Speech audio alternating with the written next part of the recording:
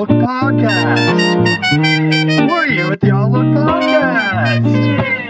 Just we're here. We're talking to cool people.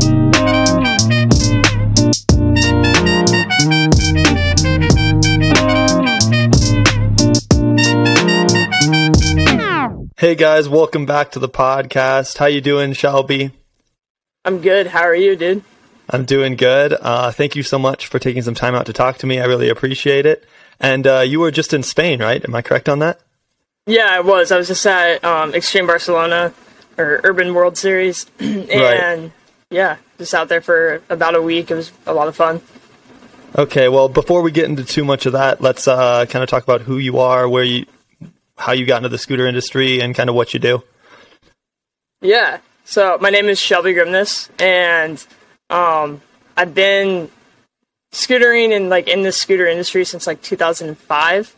I got into it kind of like how a lot of people got into it back then, seeing Razors came out in 2001, and every kid back then, they wanted a scooter, and so I got one, and I was at the skate park skateboarding and doing rollerblades, and so obviously I see this thing with wheels on it, and I'm pretty sure I can do a trick on it, and started messing around in my driveway with it.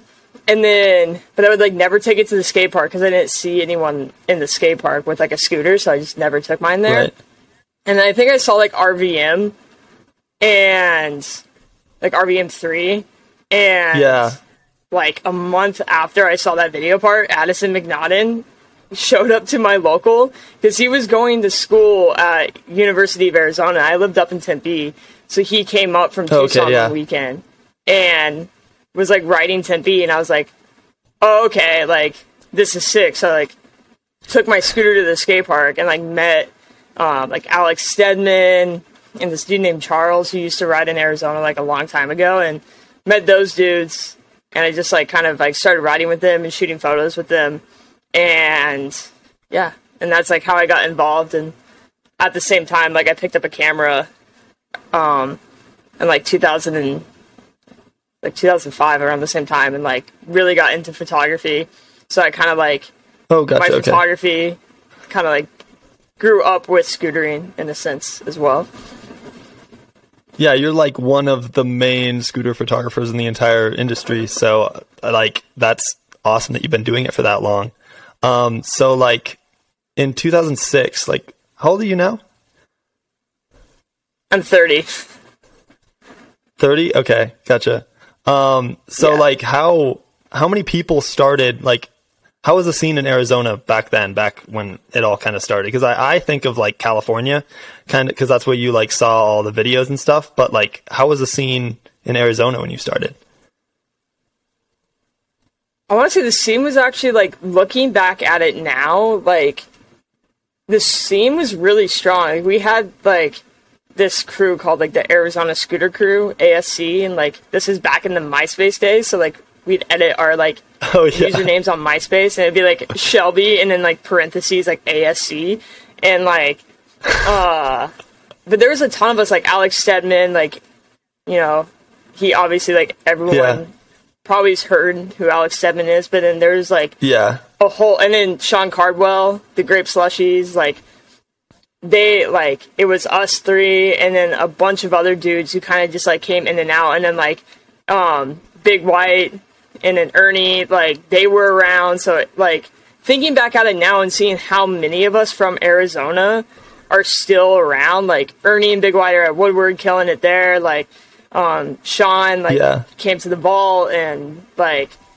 Alex, obviously was on Proto and made Sig Wills and the SCS and stuff like that, and so many video parts, and just his style in general, he doesn't ride like anyone else, and I think he kind of made a pathway for other guys that are super tech to be oh, Alex does that, I want to try that, instead of just trying to throw yourself down a set or off a big ramp, But that's it's crazy, really crazy that to look back at it. Yeah, that's really crazy that all the people from your group were are still doing it, are still part of the industry right now, or that many people, I guess. Yeah. Yeah. So how did you kind of get in? Just now. Yeah, how did you get in with like the vault? Like, how did that happen? So I moved to LA in like 2012. I was like 19, about to turn 20, and I, at the time, Dialed magazine was around, and they were getting funding, I think, from Scooter Hut to make the magazine. Yeah. So they were paying me like once a month, like a decent amount of money just to like drive to California, stay in a hotel, shoot a bunch of photos, and I would go home. And I was doing it like once or twice a month. And so I was just like, I wanted to leave Arizona. I wanted to move to California. And so I just kind of like told my dad, I was like, hey, like, I think it would make more sense. Like, they can pay me more if I live there because I can do more work. So I just kind of like sent it and moved to LA. And then I want to say like around 2 years after I moved to LA, like I needed something else. Cause like, you know, as you get older, you start having like more expenses or you just like start spending more money. Yeah. I needed something to kind of like, you know, to pad my bank account or whatever. And the vault posted on Instagram that they were looking for someone to like work for the shop. So I just like emailed the email on there. And I sent them, I was like, hi, like, my name's Shelby, like, sent them my, like, scooter resume, because that's all I had. I, like, never worked a real job before. And, like, 2 days later, I get an email being like, okay, can you start on Monday? Like, no formal interview, no phone call, no nothing, just, like, one email, and then they email back being like, yeah, can you start Monday? And that's how I got my, like, job at the vault. Well, I suppose you have enough scooter credibility in your scooter resume that they're like, okay. Yeah. And I think, too, like, Nick, like, Nicole from the vault, or Nick, met me, like, a year prior to that, because I shot, or, like, maybe 2 years, it was, like, right when they were opening, they were, like, making an ad, and it was, like, I went over to Nick's house, like, he hired me to shoot these photos, and I went over to his house, and, like, met him, and then it was, like, Tyler Whelan, and then Arthur, and Andre, like, sitting in, like, a baby pool full of money, and there's, like, yeah, like, this is a photo we're gonna shoot for, like, this ad. I was like, okay, and so, I think Nick, like, I met Nick once before, right. So, I'm sure that helped get my job, but, like, yeah, it's really funny. That's an interesting, set to walk into, I suppose. Yeah, like, it was wild, like, you know, for me, like, meeting someone and, like, having to go to their house and then just see, like, you've never met someone before, you've never been near a house, and, like, all of a sudden you're just, like, walking through their house and you see the set and you're just like, okay. Like, it's definitely not, like, the most normal way to, like, be introduced to someone. But luckily, like, I've known Tyler for a really long time, so it wasn't as awkward. Like, if Tyler wasn't there, it would have been super awkward. Yeah. So what's your main gig right now? So I was at the vault from, like, 2014 to 2018, and then I went to Fusion for 2 years, and then COVID showed up, and when you're a team manager, there's really no managing to happen during a pandemic, so I lost my job at Fusion, and I was unemployed for a bit. Like, I was just shooting photos. Like, obviously, the government was, like, helping everyone out who lost their jobs a lot, so I was kind of, like, riding that wave for a while, and then last year, around, like, November, I went back to the vault, and back there full-time as, like, their social media manager and their team manager, which was what I was doing at Fusion, but also, like, at the vault, like, I guess, like, for the people who've never been to the shop, or they just see it, they think it's, like, this massive thing, like, Amazon-style, like, warehouse with, like, all these employees. Yeah, like, when massive. Really, there's, like... Right. Yeah, when really, like, every day there's maybe, like, 6 or 7 of us there, and, like, 3 people were working down in the warehouse, and then there's, like, 3 or 4 of us upstairs, like, handling stuff. Yeah. But, so that we wear so many different hats there, so, like, I can't even really tell you what, like, my job title is, because, like, one day I'll be doing, like, team management stuff for social, and then the next day I'll be, like, planning an event or doing a ride day or something. yeah, there's a lot going on there, and there's like the one time I've been there, there's not that many people there. You guys are just hustling, just getting it all done. So yeah, that's cool. But what was your time at Fusion? You were team manager at Fusion? Yeah, I was team manager between like 2018 to like March 2020, and it like they brought me in because Keith Sheffield, I think that's his last name, Braden's dad, he was the TM at Fusion for a really long time, and Braden was stepping back from scootering because he enlisted in the Navy. So he was like going off the basic, right. And Keith was just like, hey, like, you know, my kid's not really involved anymore, and I don't really, like, I want to go do other things. So he left, and then at that time I'd already been traveling with the team as like a photographer, and I got along with everyone very well. So the people at Fusion just like came to me and were like, hey, like, would you want to do this? And I was like, yes, absolutely, because I just left the vault. So I was like, yeah, like, absolutely, I'm down. And yeah, and then just like, it was a crazy 2 years. Where's Fusion based? They're based in Oakland. Okay. And yeah, but I was able to work remote. Like, I didn't have to go in the office. Like, I think they had me fly up there to like meet everyone in the office, like right after I started, just so like when I'm emailing someone, like I know who I'm actually talking to. Right. But everything could have been like was done remote, so I was just working from my house. Yeah. Has there been any offers that you've gotten that you haven't taken as far as like jobs in the scooter industry? Yeah. Like, there's definitely been a few smaller companies that reached out to me, like, especially when I left Fusion. They hit me up and they're like, hey, like, we want to bring you in. And then they would, like, ask me, like, how much I was getting paid. And then I would tell them, and they'd be like, oh. And, like, I don't think they realized that, like, when you hire someone, especially, like, what I was doing with Fusion, like, I was doing it worldwide. I wasn't just, like, the U.S. team manager. I was, like, oh, really? Doing the U.S. team, yeah, the European team, the U.K. team, and Australia.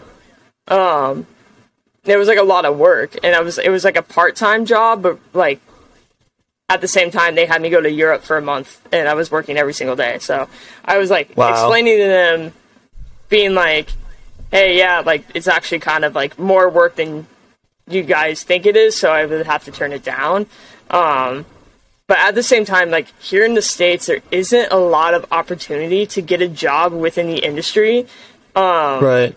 Because there's only like, there's Fusion, there's Gravity Group, there's AO, Proto, now Ethic is down here. Oh, really? And then like Nag Gear. Yeah. But a lot of when brands. When did Ethic move to America? I thought, where's Ethic from originally? I should know this. So, Dissidence is like the distribution for Ethic and Prime and a few other companies. Right. And originally, Ethic was being, like, they were distributed by Turnstile for a bit and Gravity Group. And they were, from my experience, like, on the Vault side, like, we used to get Ethic stuff, but we wouldn't get a lot of it. But when we would get it, it would sell really quickly. Right. And so I think Cyril and Kevin DeMay kind of saw that, and they were just like, okay, like, we need to make a presence in the state. And also, like, there is a lack of distributors for the amount of scooter companies they are. Like, there is a lack, and so that opened up the door for other brands like Drone and a few others to go and be distributed by Dissidence USA. Right. But they're, like, as soon as they opened up here, like, their stuff, like, the orders just, like, grew larger, and, like, their stuff, like, moved so quickly.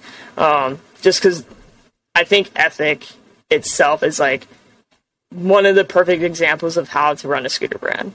Oh, yeah. I think they're doing a great job, and the fact that, like, they are, where did this go? That they are, like, really working in the States now. Are they producing in the States? Like, do they have a warehouse? No, so they have, like, a warehouse, but they don't, like, all their product is, like, made in China, and then they'll just get containers shipped to San Diego. And and then to Europe, where their distributor is in France. Yeah. Okay. Are most scooter brands made in China? Because I know that like Mad Gear and Envy are made in like the same like facility. But yeah, so like I want to say other than like, so there's China and there's Taiwan. Okay. And a lot of brands are made in either China or Taiwan. Like TSI, they are American made. Affinity's American made. Apex is made in Australia. With, I don't know if it's like Australian source material, but I know like Jesse Bays like has a job where like welding scooter like Apex decks. So people here complain why an Apex deck costs $400, and it's like, well, like a TSI deck costs like $260, $250. Like, so just imagine like someone in Australia doing the same thing TSI is doing, but then they have to source material, which it's harder for them because they're an island, and then having to ship it out here, like it's going to cost $400 because that's how much it costs for them to like be able to keep making scooter parts. Yeah, because it's just a lot more overhead, for sure. Yeah. Huh. Interesting. Yeah, I knew that Apex was made in Australia, and I mean, everybody that has one loves their decks, but interesting. So, like, how much have you seen as far as, because I know Turnstile went out of business. How is the distributor scene right now? I want to say, other than like, because there's a new one that showed up, like Momentum, which is for Triad, Oath, and Urban Art. Like, I want to say, like, I feel like there's a need for one or two more distributors here, just so every brand gets the opportunity to really get, like, dedicated the time to be sold to shops. Like, because really there's Gravity Group, which is killing it. It's Envy and Fasten. They know what they're doing. They're killing it. And I want to say they're probably the biggest distributor in the States. Yeah. And then there's Dissidents, who really, you know, just because Surreal and Kevin have done it before, like they did it in Europe, they knew exactly what they were doing. So they were able to be successful in, like, doing a distributor. But then other than that, like, AO, like, they just do their own parts. Like, Fusion just does their own parts. Proto, they just do all TGE does Proto and River, maybe a few other brands. But then other than that, you have, like, System, which does North, and a few others. And then Momentum, who does, like, Oath and Triad and Urban Art. But, yeah, I just feel like there's a need to have a few more. Like, Chili, they're distributed by Micro. Yeah, I feel like there should be, like, 2 or 3 distributors, not, like, there's a ton, and they each have, like, 2 brands. Like, why isn't there, like, something that has more brands? Like, I guess I might not just not understand how that works, but I think the reason why is because a lot of distributors are also tied in with brands. Like, for example, like Gravity Group, the owner of Gravity Group owns Envy. So, a company who isn't under, like, Envy or Fasten, if they go, like, I feel like they feel if they go to Gravity Group, they'd be worried that their brand would be second to last to, you know, like, Envy and Fasten. And same thing to, like, you know, some of the other brands, it might just be like, oh, like, they're worried about going to a distributor because that distributor owns a brand. Where, like, I want to say, like, Tilt, like, they don't produce in the States anymore. I think they're either in Taiwan or China, but they don't even have a warehouse where they employ people to ship out parts. It's all done third party. And since and it's the same thing, like Nextport does this, or Fusion does the same thing. Like, they are all, like, third party. Like, they just ship their stuff to a warehouse, and then the warehouse, like, I can tell you the Fusion warehouse, like, when I walked in there a few times, there was, like, the scooter stuff, but then there was, like, ping pong tables, and, like, I forget the game, like, where you throw a beanbag into a hole on a, like, on the grass, like that yard game, I can't think of it. Yeah, I forget what it's called. It's the second time. There's just a bunch of stuff. Yesterday. Yeah, just a bunch of random stuff. Cornhole. And yeah, cornhole. So like cornhole boards, they have spike ball nets, like all these things like at this warehouse, and it's huge. Like I had to put my fingerprints down to even get in because it's so secure because there's so much product like in that warehouse. Oh, really? Okay. But the stuff is able to get out because the people there, like, they're really good at doing their job. Like, they might mess up every once in a while and picking the wrong part, but everything is a little bit more like streamlined. And so since when like Tilt moved to that, like we started getting massive Tilt orders all the time, and they show up relatively quickly just because it's coming from like a third party shipper. So there's like so they don't really touch it. Yeah, like they just send their product to the warehouse deals with it, and then it comes out. So really you have like the brands who have their own distributors who distribute themselves, and you have the third party. So that's really it. But I still feel like there is the need to have like a distributor out here who knows what they're doing that isn't third party. Yeah. That can really like equally give the love to like every single brand. Right. That they like distribute. How was getting product during COVID? Did you guys have problems like with that, or just even still? Are you guys still having trouble getting product?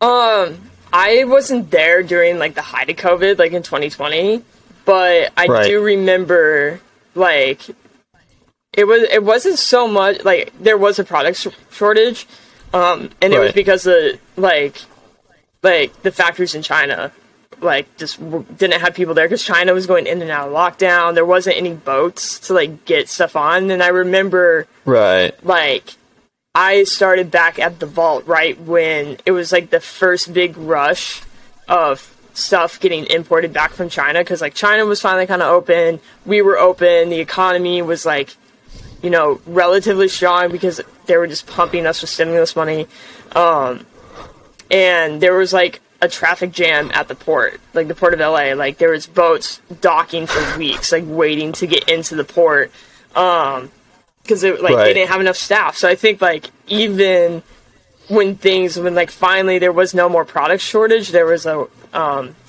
labor shortage. Worker shortage. And and so I think finally like hopefully next year like that will all be sorted, because like people haven't been given a stimulus check or any unemployment money for like well over a year now.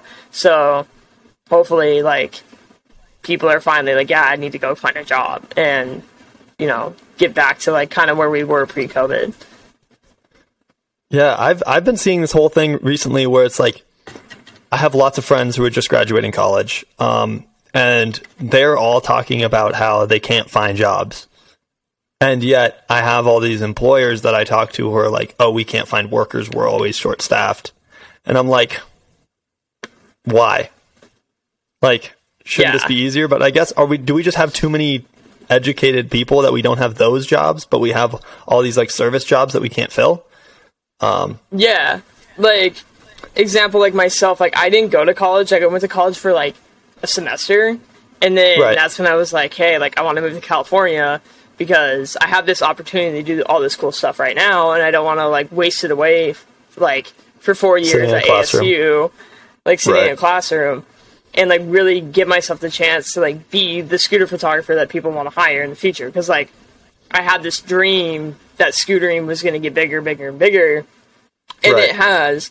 But so like I didn't go to school, but in return, like I gained more photography skills, but I also like learned social media management and like athlete management and marketing and like project management and all these skills from, you know, wearing many different hats at the vault, working for Fusion, which is like Fusion's under Nextport, which is a bigger brand that does a bunch of different like toys. Like getting to learn from those people who have experience outside the scooter industry. Like I learned so much. So during COVID, when I lost my job at Fusion and I was looking for a new one, like I would go apply for a job, and like I'd always get turned down just because I didn't have a degree. But yet like, so like I'm struggling to find something. People with degrees are struggling to find something. but like, I feel like there is an issue with, there are a lot of educated people, but also like, for the jobs, for like, there's such a big gap between like, if you're educated and have a college degree, how much money you make, and if you don't, like, you make way less money, right? Right. And so I feel like a lot of people know that they're worth more money, so they're turning down the lower paid jobs or saying no, like, you know, example, the whole push for fast food workers to make more than minimum wage, like, right. that sort of thing. Like, and I think it's just like, 2020 was a wild year, like, both with COVID, but also everything with Black Lives Matter, and I feel like that kind of kicked off a huge, like, human rights campaign within this country. Right. But yeah, on both totally. sides, it went super left and then super right. And now people, like, the Starbucks labor union thing, like, I think what we're seeing right now is kind of like a revolution with how things are sort of, like, the standard of employment in this country. Like, you know, you should, even if someone didn't go to college, but they're standing on their feet for 9-10 hours a day flipping burgers, like, doesn't mean they should get paid $7 an hour. Like, they have a family to feed, so they should be getting a livable wage. Right. Yeah, that's where it like, gets hard, because our cost of living has gone up so much, but our wages have not matched it. So we're in this point where you literally can't live, like, without making... It's probably closer to like $15 an hour now, isn't it? Or more than that? Yeah, like through like countrywide, like $15 an hour. Like in LA, if you make $15 an hour, you're fucked. Like, sorry for my language, but if you make $15 an hour in LA, you're screwed. Like, yeah, but like, and even in Arizona now, if you make $15 an hour, you're literally scraping by, and so it's just like 2020. It just kind of brought all these things, because the economy, like, obviously tanked after COVID, but then people kind of really felt the need to stand up for themselves too, and they're turning down jobs that aren't paying them enough, and that's why there's a labor shortage, because they're just like, no, like, I know my worth, I'm not going to work for you unless you pay me this, and that's why they're struggling to hire people, because they aren't willing to give people a livable wage. Well, they at the business level, they can't do that. They can't afford to pay everybody that. Yeah, which is, it's just so hard for everybody. Profit margins are just becoming way smaller. Yeah, and then at the same time, you have landlords and huge housing developers and or building developers. Like, they just built this massive 30-story apartment complex next to my house. And rents are like $4,000 for like a 1-bedroom. Like, that's so much money. Like, so they're just what are you paying? Rent super high. Can I ask? I live in a house with 2 other people. And it is my boss's dad's house. So we get a really good deal, and I only pay like $550 a month. So, which is like, the house itself is like $1,600. And so I'm super lucky. Like, I wouldn't be living in LA still if I didn't have this place, because it's just so expensive everywhere else. Yeah, that's awesome. I live in Wyoming, and I'm paying about $600 for a 2-bedroom. So that's crazy. Like $600 yourself, so the rent's like $12. No, it's split, so it's 12. Yeah. Damn. Like, that's like, when I moved to LA, I was paying $1,200 a month for a 1-bedroom, and that same apartment now is like, I think, $3,000. Yeah.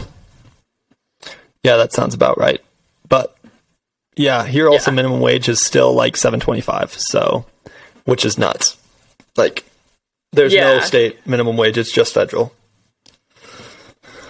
That's crazy. So, but yeah, there definitely needs to be something to happen.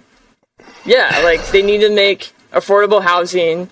They need to help these businesses make enough money to be able to pay their employees for affordable housing. Like, it's just crazy. Like, it's wild. Like, growing older too, like, never expect, like, thinking about this stuff, and yet here we are.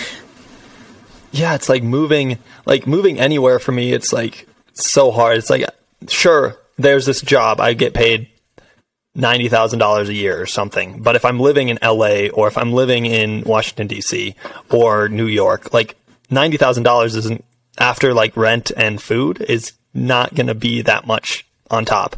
Whereas I could go somewhere in the middle of nowhere like I am now and make $60,000 and have the same like leftover after like everything, taxes and everything else. It's just nuts. Yeah. So, but what has been your most like valuable thing that you've learned in your career so far? Wow. Definitely like... Yeah, I know. I just kind of hit you with that out of nowhere. Yeah. I want to say being able to sort of like... Lost, again, can't think of the name of it. When you're like, I don't know, like making connections. Like for me, my photography career, like I thought I was doing a really good job with it, like before I started working at the Vault. But when I started working at the Vault, I met like, you know, the owner of Envy. I met the owner of like all the other brands, and then they're like, "Oh yeah, you're a photographer." So when they need a photographer, they would call me. So I started getting more photo work after that. And then when I started working for Fusion, I traveled internationally, and I got, you know, I became really good friends with a lot of dudes that like obviously like we all know who everyone is in the industry. Like I knew who Lewis Crampton was, like just because I was like Scooter Resource and watching his edits and stuff. And then I go over to Barcelona the first time, and I meet this guy in real life, and I'm just like, you know, we like start talking immediately, like we know each other. But being able to grow like these connections with everyone worldwide, like that's the one thing I learned, and how to maintain that is kind of like the most valuable thing I learned, because that is so necessary in any industry to grow your career. And now like it's led me to like, you know, I'm doing my stuff at the Vault, but I also work for Worldskate, which is an international federation that has jumped in to try to help scootering get to the Olympics. Right. And they have me as like the North and South American chair. And the only reason why I have that job is because like I met Lewis and like had a friendship with Lewis and Hail Mary and all them. So when they asked like, "Hey, who from America do you think could do this?" Like, I was the first name that they gave. That's awesome. Yeah. Because I know I talked to Scooter Brad like a year ago, and I know that Bradley's on that, or he's working on that somehow. Is he a chair on that as well? I don't know if so what he's a chair or not, but I'm sure he has something to do with the like New Zealand Federation that's like for New Zealand for scootering. Right.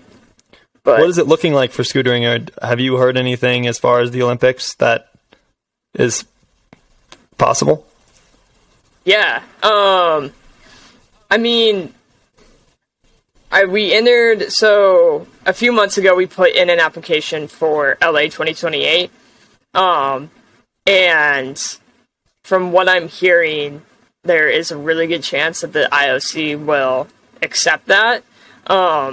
So, for example, next month in Argentina, there's the Worldskate Games, and they're going to do their World Championship, the Worldskate World Championship, at that contest. Yeah. And apparently, like, the IOC or IOC members are going to be there, like, in attendance. So they're going to be able to see, like, in person, like, Jordan Clark and Jonathan Perroni, Lucas DiMeglio, Chris Ferris, Cody Flom, like all these people actually like riding in front of them. And so if that goes well and they like what our bid is, like, or they like our application, then I think we'll do it. I think we find out, like they said, Q2 in 2023, so like probably April or May next year. If we're going to be in the 2028 So it's in Olympics. LA? The next Olympics is in LA? Summer? So 2024 is in Paris, and then 2028 is in LA. They just start picking the sports like 6 years before the games, because they need to prepare for what sports are going to be there, like if they have to build any venues or stuff like that. So they need to know well ahead of time to start preparing. Gotcha. So we're looking at possibly 2028. Yeah. So 2028, if not 2028, there's a really, like, I'd be shocked if we weren't in, like, 2032 in Melbourne, which is crazy because, like, the next 3 Olympics are in places where scootering is the strongest in each of their like continents. Like France, like is huge for scootering. Like it's I want to say it's almost bigger than skateboarding out there. And then here, LA, like Southern California, scooter scene is super strong out here, and in Melbourne, like, so it's wild that like the next 3 places are perfect for scootering. So hopefully that helps too. That like the ILC will see like, oh, okay, like scootering is really popular in Southern California, so we won't have to worry about selling tickets to this event for scootering because everyone's going to want to be there. Right. Do you know how that like the qualifier for the Olympics would work for scootering? So I think we're developing it still. So like I'm on the technical commission, so a lot of the stuff that I do is stuff like that, like figuring out the qualifying process and all that. And I'm sure it'll be very similar to either like BMX or skateboarding, where you have to go and compete in X amounts of Worldskate contests and get a world ranking. And then if I remember right, I know this is how BMX worked, is like pretty much they like only like a country can only take like 1 or 2 athletes, sometimes 3, and that's if I feel like they're holding the current world title. So like for example, like the US for women's BMX had the world title because Hannah Roberts was the current world champion, and before that it was another American. So like they got the send I think they only got to send 2, and some other countries only got to send 1. So it really just depends on kind of how many athletes we can have in the event. Like it's a very small amount. Like there is no qualifier at the Olympics. It's literally just like a semis and a final. Right. Yeah.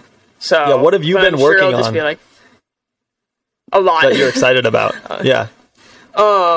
I'm really excited for, obviously, the Worldskate Games in Argentina, like, in Buenos Aires. Like, we've never, like, there hasn't been, like, a huge scootering event in South America. And I remember the first time scootering went to Extreme Barcelona, and how having that event at Extreme Barcelona really piqued the interest of a lot of kids in Spain.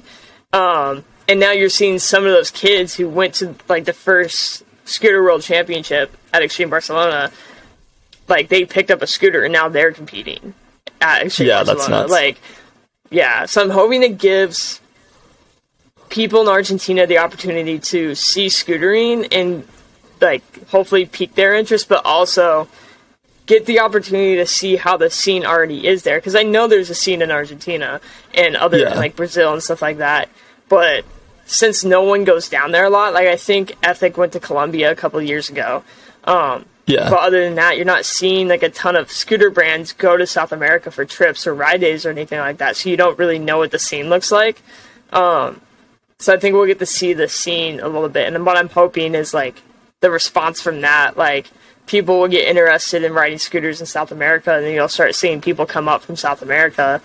Like, there's, like, that kid from Colombia, like, Juan Camilo, like, he's super good, and, like, he's, like, one of the only kids who you see competing on the international stage, so I'm hoping this opens up the door for the riders from South America to get their name out there, and I think it'll be better for the scooter industry, too, because, you know, if we start selling more scooters to South America, that's one whole region that we haven't really touched yet, so I'm stoked on that, and then next year there's going to be a bunch of, like, big events happening. For like, we're going to, like, not so much a World Cup, but there's going to be, like, more events happening that are like Feast in Extreme Barcelona, but they'll, like, maybe there'll be one in Australia. There might be one here in the States. So you're going to see more, like, major competitions for scooter riders to compete in that aren't just, like, the small little local contests. They'll, like, actually be something, like, big. Well, I'm surprised that Worlds is here this year. Like, did you have any impact on that? Like, how did that happen? So when I was on the ISA board up until like the end of last year, and I know there was a whole bunch of restructuring happening. But essentially, like, I know they want, like, I don't want to speak on it too much just because, like, when I joined Worldskate, the ISA got kind of bummed because it's kind of competing. Like, it's two different federations. And in my eyes, I'm just like, I don't care if there's two different federations as long as, like, the more scooter contests, the better. The more major events every year, the better. Like, for sure. So you guys keep doing your thing. I'm going to go help Worldskate. But I assume that they just, like, they wanted to do it in the States because it's been in Europe. Like, it's never left Europe. And Lake Havasu is a very desirable place to go to. The skate park, I personally don't think it's a world championship skate park. Like, compared to what they usually hit, like, at Extreme Barcelona. Yeah, that's true. But the experience itself, like, it's going to be a really good time for everyone that's going. And Are you going to make it there? You know, out here, I'm not, because it's the one weekend I'm not out of town.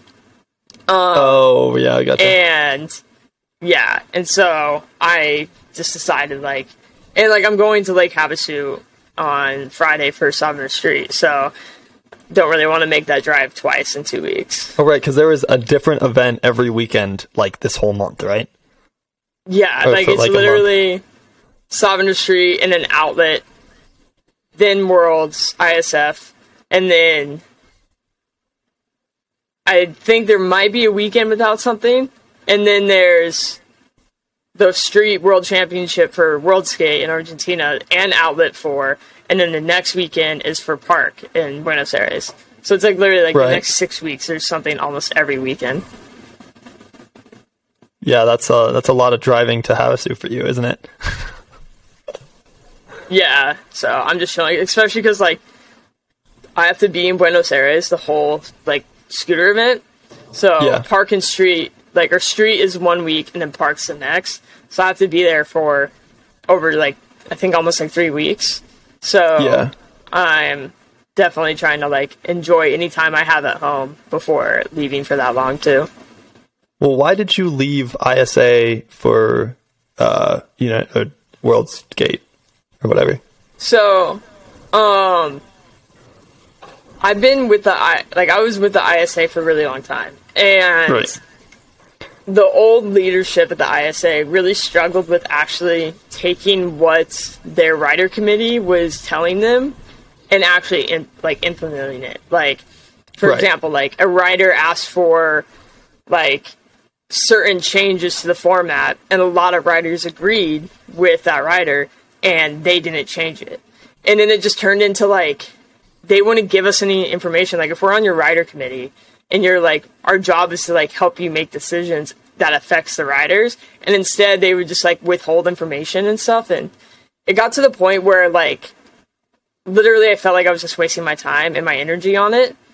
And that's when, so Worldskate and the ISA originally worked together in 2019 at the World Roller Games in Barcelona. And Worldskate was very interested in scootering at that time. And they are a huge international federation. They've got skateboarding in the Olympics. They have several other roller sports under, like, they know what they're doing. Like, they have the structure. And they offered to bring the ISA in to Worldskate and have the current or the former, like, leadership at the ISA be the leadership for, like, Worldskate Scooter and run it. And for some reason they didn't want, like, the ISA didn't want to do that. And I remember when they told me that, I was like, I don't think you guys understand how big Worldskate is, because just because you guys said no, like, they're not going to back off. Like, they want scooters now, so they're going to go and get it, and they have the power to do it. But what made me leave was Worldskate was actually listening to the riders. Like, they had a full meeting at Extreme Barcelona in 2021, and they disclosed everything. They didn't hold anything back. They showed, like, or they said, like, what they want to do. They didn't withhold any information. They didn't act sketchy or anything like that.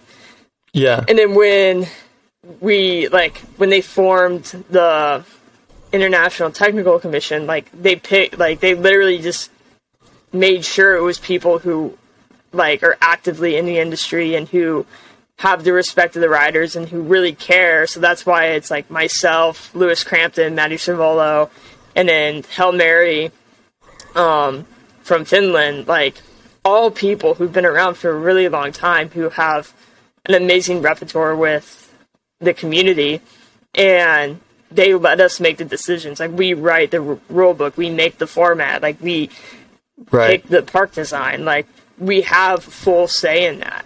Like, they don't, Worldskate doesn't step in until, they don't step in until it's something super technical, like maybe legal or something like that we don't understand, and that's when they step in and, be like, okay, this is what we need to do. So when I saw that, like, I was just like, okay, like, it's a fresh start, because ISA has been happening forever, and they kept saying, like, all this stuff was going to happen, like, we're going to do this, and nothing changed. And so I think it's just, like, for me, it made sense for me to be able to jump to Worldskate, and actually, like, they wanted me to help. Like, they wanted to accept my help. They wanted me to work with the ISA. Like, they said they want me. But then, like, I'm just sitting there, like, waiting to do something. And it's like, oh, yeah, don't worry about it. It's like, so I think that's why I jumped, because it's just, like, I felt I felt that I was actually needed. Yeah, what are the contests that are held by Worldskate? I like, because I know there's lots of ISF contests, and there's lots of, is the ISA now ISF, or are they different? Yeah, so the ISA is the ISF. I just have trouble remembering that. So they went from International Scooter Association to International Scooter Federation in 2021. Oh, okay, gotcha. So what contests are the Worldskate contests? So Worldskate, since 2019, they've had Extreme Barcelona as one of their events. FIS, which is in France, is one of their events. And then also, like, the European Championships, the Madrid contest. Those have been all their, like, sanctioned events so far. Right. So are they not hosting anything in the States? Worldskate games. They will be next year. Like, the goal is to do what we're calling, like, a proper event in the U.S. And so hopefully we get the opportunity to bring, like, a FIS style or an Extreme Barcelona style event to the States, where it's not a public skate park that we're renting out. It's a temporarily built skate park in the middle of, like, a city center or something that is new to all the riders, and also, like, we'll want to bring out all these riders from all around the world to come and ride in this event. So hopefully, like, next year they will be hosting an event in the States. And then, not to mention, there'll be a bunch of other little events that the organizers so, like, it's super technical, but for example, like, United Scoot is the national governing body for like the ISF. And then here in the States, for Worldskate America, the scooter organizers are USA Roller Sports. And they're like a national governing body for, like, roller hockey and, like, all these other sports. So we're going to be doing, like, a bunch of events for riders to come and ride in to get, like, a national ranking. So hopefully next year you're going to see, like, a ton of United Scoot events. You're going to see a ton of USA Roller Sports events. And there'll be, like, almost a contest, like, twice a month or something like that, which would be really sick. That would be nuts. That would be that'd be getting to the level of contest that I think there should be. Yeah. No, I think that's what I'm most excited about. I know there's a few people out there that are worried about it dividing riders, which all the riders I've talked to, they're just like, I just want to ride my scooter. Like, I just want to compete. Exactly. It's like, okay, cool. Like, because all I want is for riders to be able to compete, and I don't care if it's at ISF or United Scoot or Worldskate. Like, I just want riders out there. Right, exactly. And I think that there are going to be people who are going to, like, pick one, just because of time constraints or money constraints or whatnot. But lots of people just do all of them. So yeah. And I think one thing that we're going to focus on here is, like, doing, like, because United Scoot has done an incredible job at giving a place for the younger kids to compete. But at the same time, like, those contests are so long. Like, they're so long. They go from, like, 9 in the morning to, like, 7 p.m. at night. and the pros don't ride until later on. Right. And so I think one thing if I had a say in like the Worldskate comps or the USA Roller Sports comps here, like that we do a junior division, AM, and then pro. Right. So that way, like, or like just do junior pro, and then like an open contest for whoever to come out and just ride that's below like a junior level, or something, just so it doesn't go all day. And then leave the like the events for all the little kids, like for United Scoot, like, because I think like they've done a really good job at giving a platform for the little kids to go and compete. Right. Yeah, for sure.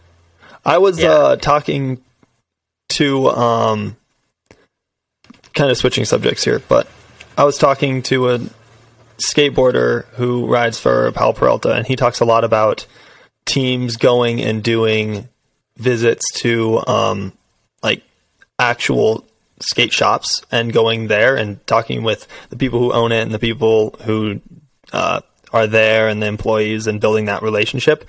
And I don't know, like, I don't see that as much in the scooter industry. Have you seen any of that, or think that was a good idea, or like?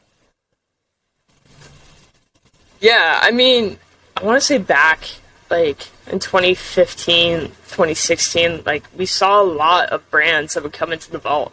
And, like, it was like we were doing something almost, like, once a month with a different brand.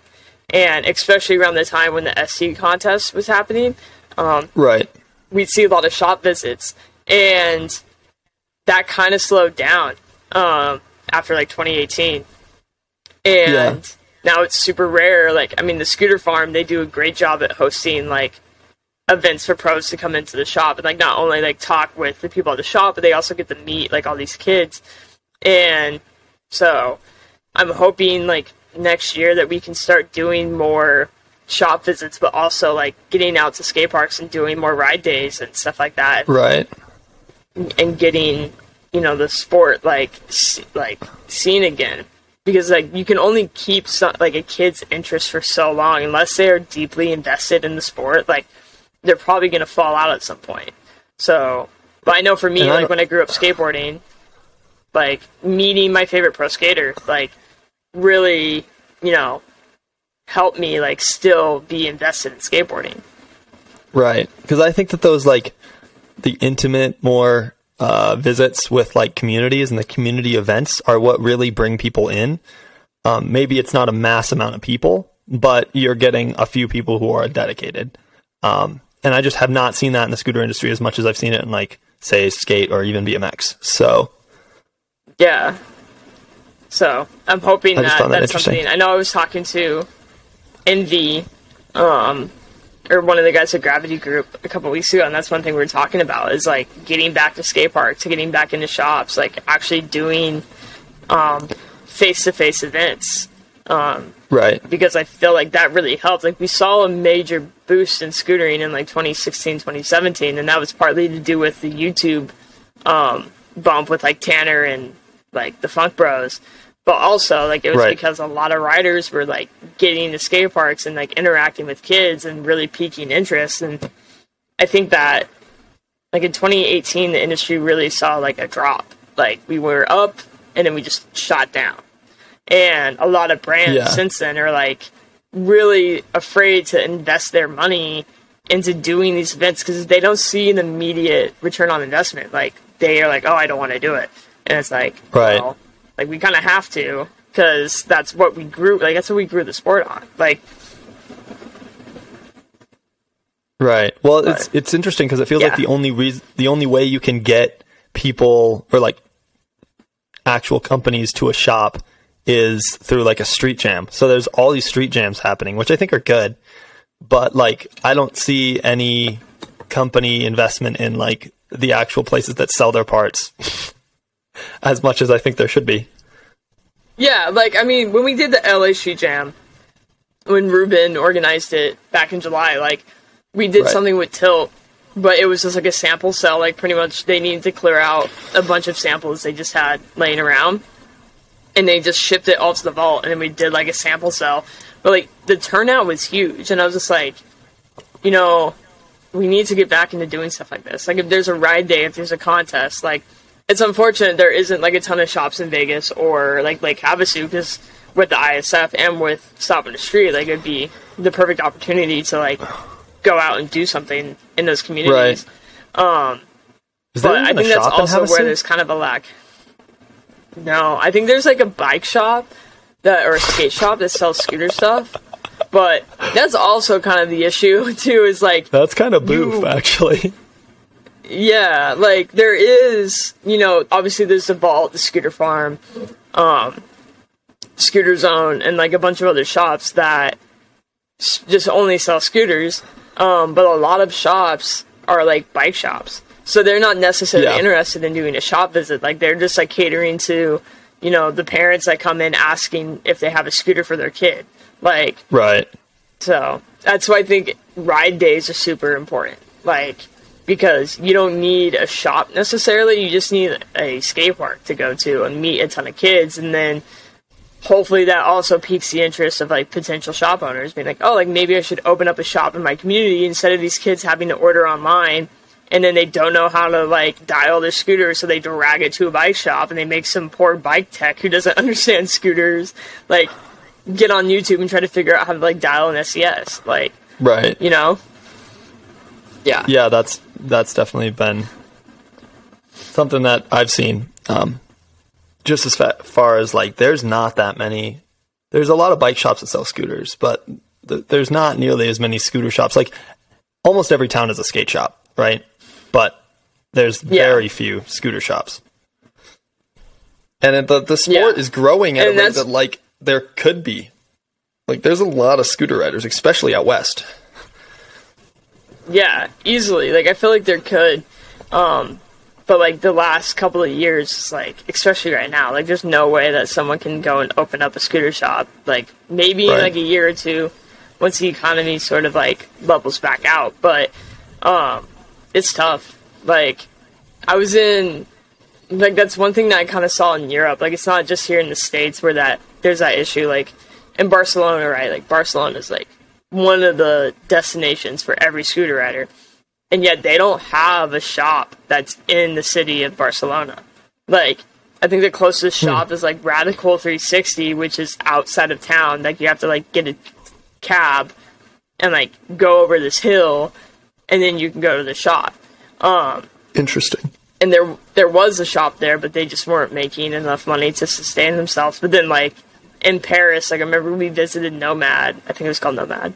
And it's this huge shop that sells, like, skate stuff, snowboarding, all this. But, like, they had a huge dedicated, like, center to scootering. And, like, so, like, it can definitely be done. I just think that, you know, the last few years, it's just been difficult.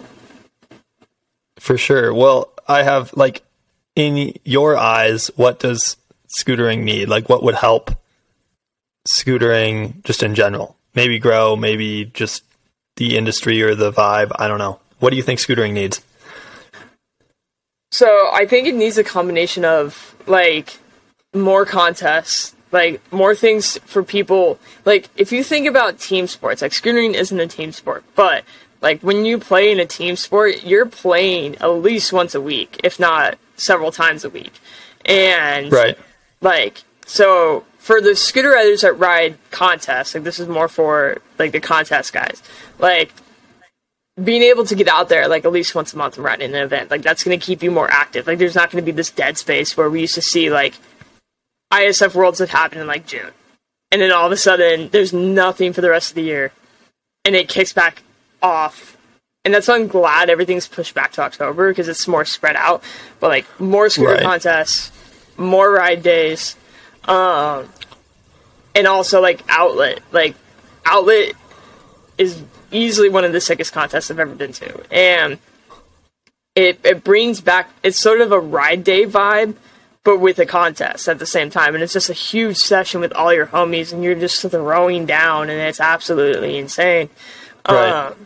like more things like that, like just more events for people to get out to and to ride their scooter, but also to get scootering in front of the eyes of people who it may not catch. So like, for example, like this Worldskate event they want to do in like America next year, like I don't want to do it in Southern California, like because there's tons of scooter contests out here already. I want to do it in a place where there really isn't any big scooter events, like Toronto or something like that, where like it'll be like, oh, like it's a big city, but also like they've never really had anything like that. Or do something in like Feast used to be in Denver, like Denver would be sick. Or like I was about to say like Colorado has a huge scene, and there's like nothing there. There's like hardly any contests. Yeah. So like somewhere that could need like where if we do an event there, everyone's gonna be like, oh hell yeah, like we need to go, like we need to go watch this. Like where when something happens here in Southern California, like there's an ESCO comp like every 2 months, I feel like sometimes. It's like I'm not gonna go to every single one. So I'm hoping like we can do something like that. Just like scootering just needs to get in the front of eyes of people. And also I think the riders just need, because that was the other thing that was happening like back in like 2016 is there was always something like at least like once a month. Like if it wasn't an ISF or an ISA qualifier or like just another little local contest, like there was always something to do, and that was keeping people on their scooter. And then when that kind of died down, like when there was a gap between, you know, contests, like where, you know, Worlds happens and then there's nothing until like February, like people aren't really riding. So I feel like just a combination of that, and then also like if scootering does get into the Olympics, if they come to us next year and like, yeah, like you're in, like I think that's going to change a lot of things, because once a sport is an Olympic sport, there's a lot of funding that starts happening from local governments and stuff. But also like I met one of the skaters that's on the U.S. national team from Hawaii, and Heymana Reynolds, and he's on like Heymana's Ralph sick. Lauren. Yeah. Yeah, I know. That dude Heymana's a homie. Yeah. I hung out with him for a bit at Woodward. Dude, he's so nice. I was shooting a photo with him like week 1, like years ago. And I was shooting fish and his board just shot out and like hit me in the face. And his dad like was so worried because his dad was there like filming it.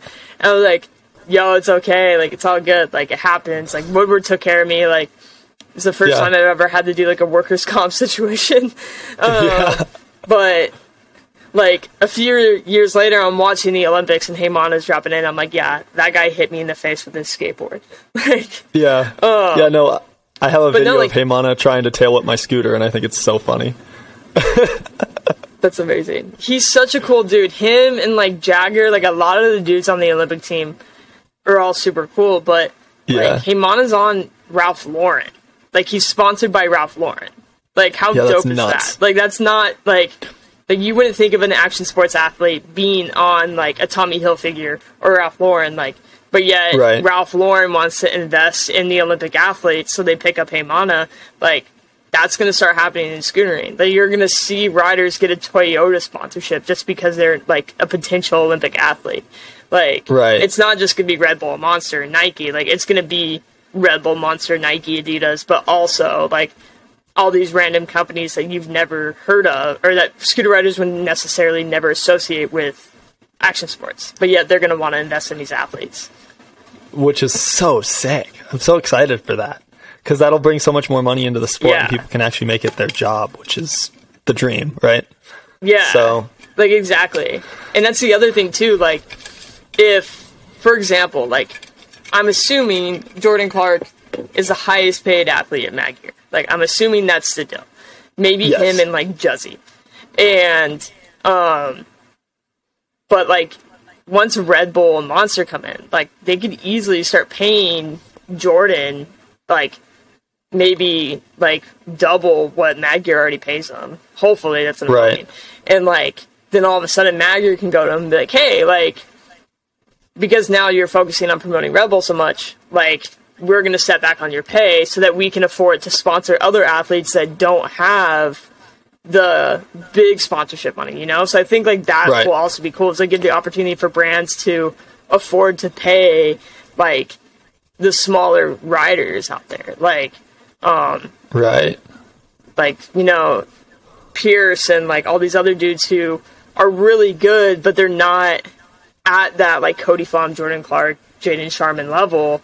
Like, but they could be. They just need the support to get there, you know? Right. So I hope that's what happens too, is like when the other sponsors come in, they start picking up all the big riders, the brands can afford to start paying for the smaller guys and actually make it next up. Yeah. Yeah, like the next generation. Like, right. So I think if it happens, I think we'll be in a much better position than we were, you know, the last couple of years. Yeah, didn't Ralph Lauren create all of the Olympic gear for the skate team? So Ralph Lauren was one of the apparel sponsors for the entire U.S. national team. Oh, or right. Olympic team. Nike was the ones that made the skateboard uniforms for all the country, or for most of the countries. I think they did like U.S., France, and a few others, and I think like Adidas did some other countries, and then like Spain had their own company that did it. But yeah, but Ralph Lauren, like I think they made the jackets or something for like right, because I remember ceremony. A picture that Heymana posted with like the whole skate Olympic finals team, and they were like in those Ralph Lauren jackets. I was like, those are sick. Like that would be so cool to have. Like, yeah, like Volcom just did the U.S. like for the Winter Olympics. They did the U.S. snowboard and ski teams like uniforms, like right. So it's cool that like at the same time, like brands that are associated with, like, it's not like they're having like some random brand that really had nothing to do with that sport before all of a sudden make their uniforms. Like they're bringing in Volcom to like make this because they know the riders are like Volcom knows how to make snowboard gear, so they're like, we're gonna have you guys do this. And same thing with like Nike. But yeah, do they bring somebody in, or do they ask the riders who they want, or like how does that work? I'm sure that my guess is they probably have like a bidding process. Like I'm assuming that like they told Nike, hey, if you want to be the apparel sponsor for the U.S. Olympic team, you have to make them. You have to pay for it, because like we could go to anyone else who's willing to throw their logo on and pay, you know? Right. But so they're like, they're probably getting paid, or they're probably, I don't know. They're making it, and then they're also like paying some sort of royalty. Yeah, definitely. Like I would assume that's what happened. But yeah, like there's going to be so much more opportunity if the Olympic thing happens, but at the same time, like the Olympics isn't the end goal either, like because those only happen every 4 years. Like we want something to happen that the guys look forward to every year. But I think it definitely makes people take us more seriously, like makes average Joes and average companies like actually like take us seriously, because right now I feel like they just don't.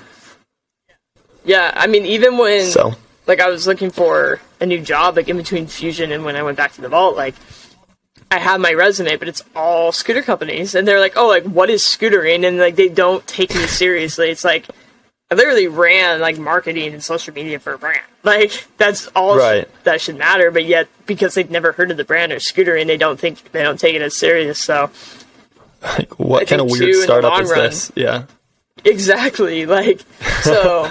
I think in the long run, too, it's going to help out, like, not just the riders, but people who work in the industry who might want to, you know, branch out and work elsewhere. And they'll be like, oh, like, scootering, that's an Olympic sport. Like, yeah, it's an Olympic sport. And then all of a sudden your resume looks 10 times better because you worked with an Olympic sport. Right. Yeah, that's an awesome committee to be on for your resume, and an awesome thing that will really work good for everybody in the sport. So I'm excited for it. We've kind of hit our time. I'll ask you one more question, so we'll finish up with that. But if you have like any advice for anybody who is trying to get into like the social media, the marketing, the photography side of scootering, what advice do you have for them?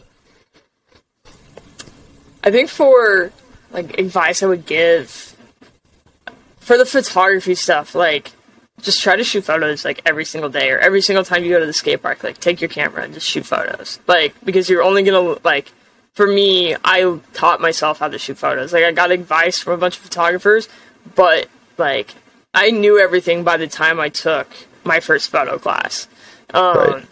So, like, teach yourself. Like, just go and, like, just shoot photos every day. And then if you're trying to get into the social media and the marketing side, like, I definitely suggest, like, trying to put yourself in a position where it'll be where you kind of already know a little bit of it. So, like, for example, like Google, they have, like, different courses that people can take on, like, marketing and social media. Like, look into that and just, like, try to get a little bit of understanding about how social media marketing works. And then just apply it to your own page. Like, market yourself, make a brand for yourself, and then that way, if you go to a company and you might not have any experience outside or, like, within scootering yet, you can be like, hey, like, I'm a scooter rider, and I grew my page to this many followers, and I did this, this, and this, like, and, like, that's gonna help a lot. And just, like, try to make connections. Like, put yourself in a place where you can, like, meet people, and, like, when you're at an event, like, stop in the street, like, get to know, like, yeah, you know who the riders are, but try to figure out who the brand owners are there. Like, try to find Cyril from Ethic and introduce yourself, or Tony from Gravity Group and introduce yourself, and, like, and get your name out there. Because when they turn around and they might need someone, like, if you send in an application, they're going to remember you, too. Right. To add to that, what equipment would you, or do you use most, or would you recommend? Because I know that's a big, point for people. Yeah. Right now I have, like, a full, like, I use a Canon 1DX, and then I have, like, a Sigma sports lens. I use the Tokina fisheye, and use Godox flashes with, like, pocket wizard triggers. But for me, like, for anyone that's looking to get into it, I will say, if you want to go mirrorless, go mirrorless. I think mirrorless is great. I still shoot on, like, a normal digital SLR, but once you pick a camera brand, try to stick with that brand when you keep upgrading the cameras, because what's going to happen, like, if you get a Canon, then you'll have to get lenses that have the Canon mount. So once you invest in a camera brand, like, stick with it. But I would suggest, like, you know, if you're trying to go mirrorless, the Canon and the Sony mirrorless cameras are great. If you're trying to stick with classic, like, digital SLR with, like, a shutter with a mirror in there, like, I would go with Canon, just because that's what I've been shooting with the last, like, 15 years. I was about to say Canon, but or just Sony? Like, start small. Yeah, definitely Canon. Like, I love the Sony cameras for filming. That's the one thing I will say. So one thing that I didn't do that I wish I did was when I grew up shooting photos, it was you either picked up a photo camera or you picked up a video camera.